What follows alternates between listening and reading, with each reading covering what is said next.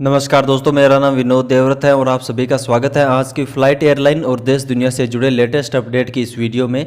दोस्तों, आज की वीडियो में हम देखेंगे कि आखिर क्यों एयर इंडिया ने अपनी सभी फ्लाइट्स को जून तक बंद कर दिया है और जानकारी लेंगे कि 242 पैसेंजरों को किस वजह से क्वारंटीन में भेजा गया है। वहीं आज जिन सवालों के जवाब हम देखेंगे उनमें शामिल रहेंगे सऊदी अरब के लिए डायरेक्ट फ़्लाइट्स कब से शुरू होगी, ओमान और मलेशिया कब तक अपनी फ़्लाइट्स रीओपन करेंगे, कितने % लोग दोस्तों देश में बिना मास्क के घूम रहे हैं और सऊदी अरब के लिए क्या वैक्सीन लेना ज़रूरी है। ऐसे ही और भी सवालों के जवाब दोस्तों आज हम देखेंगे, तो चलिए शुरू करते हैं।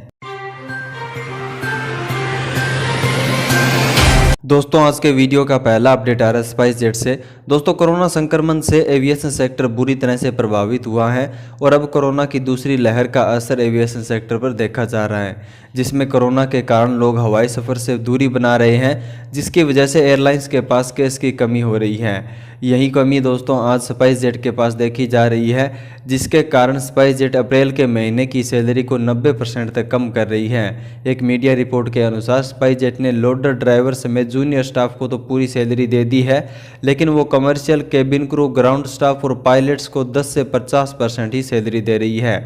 वहीं स्पाइसजेट के चेयरमैन ने अपनी पूरी सैलरी को ही छोड़ दिया है। एयरलाइंस ने बताया है कि ये सैलरी में कटौती नहीं है, बल्कि जब हालात सामान्य होंगे तब बकाया सैलरी का भुगतान किया जाएगा। अगला अपडेट लेते हैं एयर इंडिया की उस फ्लाइट से जिसमें सवार सभी 242 पैसेंजर्स को क्वारंटीन में भेज दिया गया है। दोस्तों, 242 पैसेंजर्स को लेकर एयर इंडिया की एक फ्लाइट दिल्ली से रोम गई थी और रोम जाने के बाद जब पैसेंजर्स, केबिन क्रू और पायलट्स का कोरोना टेस्ट हुआ तब 30 पैसेंजर, एक केबिन क्रू और एक पायलट कोरोना संक्रमण से पॉजिटिव पाए गए, जिसके बाद इटली की मेडिकल अथॉरिटी ने सभी 242 पैसेंजर्स, क्रू और पायलट्स को 10 दिन के लिए क्वारंटीन में भेज दिया है। दोस्तों, अगला अपडेट आ रहा है एयर इंडिया से ही, जिसने कि अब अपनी यूएसए की सभी फ्लाइट्स को 4 जून तक बंद कर दिया है। अब एयर इंडिया और दूसरी एयरलाइंस भारत से यूएसए और यूएसए से भारत की सभी फ्लाइट्स बंद कर रही हैं।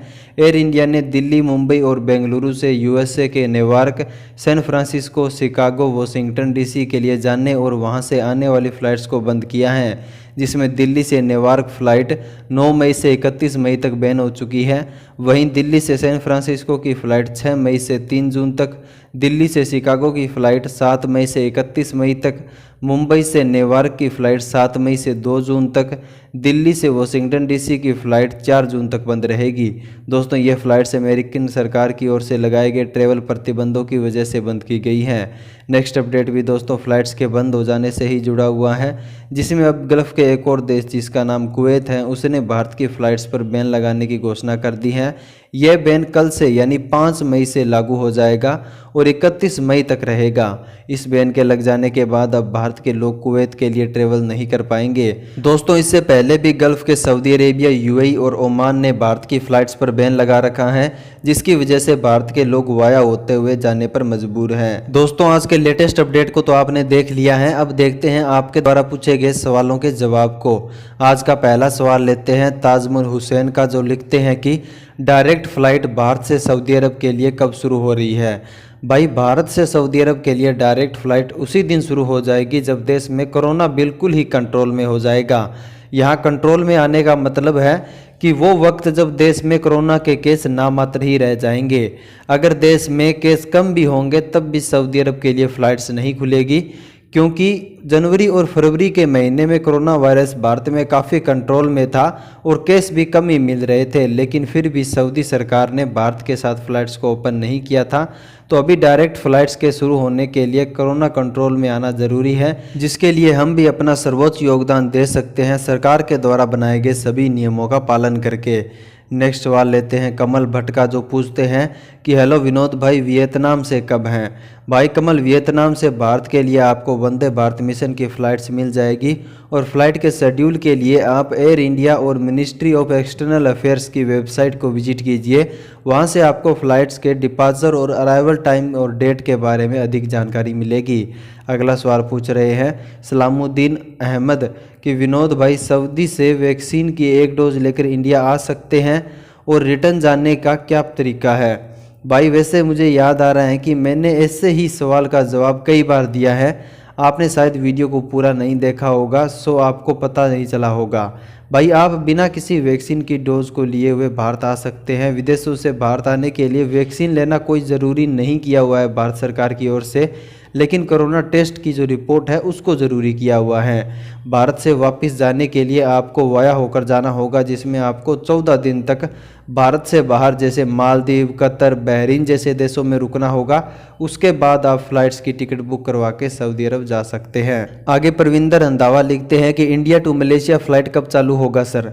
भाई परविंदर रंधावा, कुछ देश एक टाइम पीरियड्स के लिए फ़्लाइट्स को भारत के साथ बंद कर रहे हैं और कुछ देश ऐसे हैं जो सिर्फ यही बोल रहे हैं कि इस दिन से फ़्लाइट्स भारत के साथ बंद हो जाएगी और तब तक बंद रहेगी जब तक कि अगला आदेश नहीं आ जाता। कुछ यही बात अगले आदेश वाली मलेशिया सरकार की ओर से कही गई। तो हम अभी ये नहीं कह सकते कि इस दिन से, यानी कोई फिक्स डेट आपको नहीं बता सकते कि इसी दिन से फ़्लाइट शुरू हो जाएगी। सो अभी तो हम सभी को वेट करना होगा। नेक्स्ट सवाल में इसाक शेख लिखते हैं कि कतर फ़्लाइट चालू है कि नहीं, प्लीज़ रिप्लाई।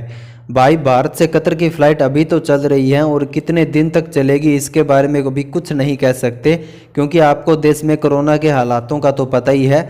जहां अभी कतर जाने के लिए आपको ICMR से अप्रूव लेव से फ़्लाइट डिपार्चर के 48 घंटे के अंदर एक कोरोना टेस्ट करवाना होगा और कतर जाने के बाद अराइवल में भी फिर से यही टेस्ट करवाकर वहां 10 दिन तक खुद के खर्चे पर होटल में क्वारंटीन में भी रहना होगा।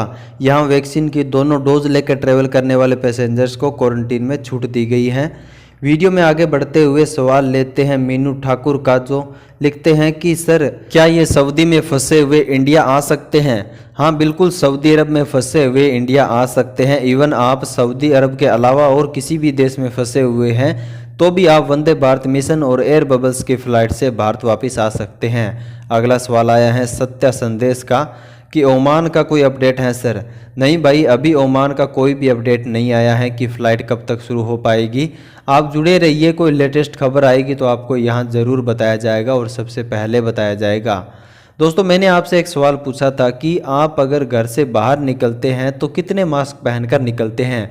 जहां आपके ऑप्शन थे कि 1 मास्क, 2 मास्क या तीसरा ऑप्शन ये दिया था कि बिना मास्क के ही घूमते हैं, जिसके लिए 557 लोगों ने वोट किया है अभी तक, जिसमें 81% लोग 1 मास्क पहनते हैं, सिर्फ 11% लोग 2 मास्क पहनते हैं। और दोस्तों मुझे ये जानकर बड़ी हैरानी हुई कि 8% लोग ऐसे भी हैं जो बिना मास्क के ही घूमते हैं।